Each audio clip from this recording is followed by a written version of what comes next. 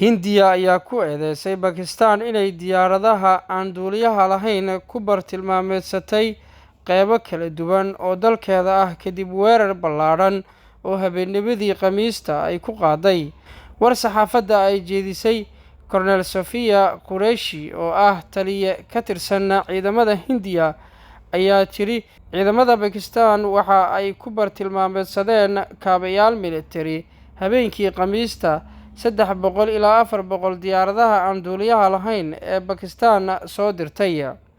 Si kastaba ha ahaatee, wasiirka difaaca Bakistaan ayaa beeniyay weerarkaasi. Colonel Sofia ayaa tiri isku dayga lagu soo galay gudaha waxaa loo adeegsaday 300 ilaa 400 oo diyaaradaha aan duuliyaha lahayn ee droniska, taasoo lagu weeraray 36 goobood.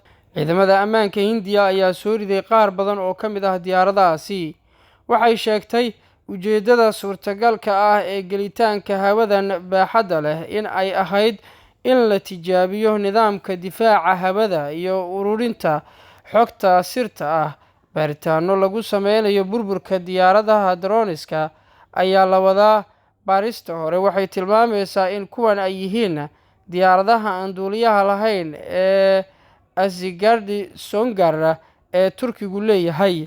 Diyaaradaha Songarka waxa ay xambaaraan hubka AUF-ka amaba kuwa aan duuliyaha lahayn ee ay nashqadeysay oo ay sameysay shirkadda difaaca ee Turkiga. Sida laga soo xigtay mareegta warshadda soo saarta qalabka militariga ee Turkiga, Songar waxa ay leedahay awoodo gaar ah oo ay ku ogaan karto kuna burburin karto bartilmaameedkeeda, waana nidaamkii drones ugu horreeyay oo hubeysan ee Turkigu soo saaro. Waxaa markii ugu horreysay la siiyay ciidamada qalabka sida ee Turkiga sanadkii 2020. Website-yada ayaa sheegaya in Songar loo isticmaali karo xuduudaha iyo howlgallada militari ee ka baxsan xuduudda si loogu weeraro meelo badan oo ka dhan ah hanjabaadaha qarsoon amaba cad ee ka imaan kara gawaarida dhulka.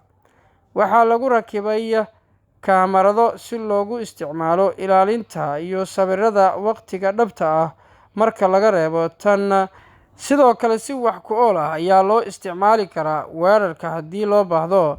Marka loo eego sida ay sheegayso shirkaddu, sifada gaarka ah ee Songar waa in ay ku qalabeysan tahay qoriga sida darandooriga ah u dhaca. Waxaa si wax ku ool ah loogu isticmaali karaa howlgallada ciidamada iyo kuwa amni habeen iyo maalin.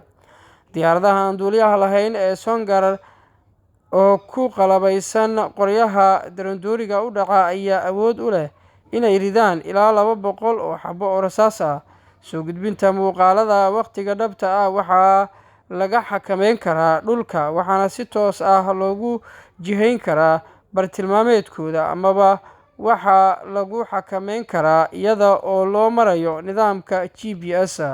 Tan iyo markii loo sameeyay si ay militariga u isticmaalaan, shirkaddu waxa ay sidoo kale sheeganaysaa saxnimadeeda. Arrin kale ayaa ah haddii ay dhacdo carqalad dhanka isgaarsiinta amaba bateriga uu shaqayn waayo, diyaaraddan aan duuliyaha lahayn waxa ay awood u leedahay inay si toos ah u soo noqoto. Website-yada ay shirkaddu leedahay ayaa lagu sheegay in diyaaradda aan duuliyaha lahayn ee Songar lagu rakibi karo baabuurta dhulka amaba lagu duulin karo howlgallada AUF ee keligood ah. Sanadkii 2020 waxaa lagu rakibay 4x4 gawaarida gaashaamon si uu gacan uga geysto dagaalka dhow iyo macluumaadka la xiriira dhanka ilaalada.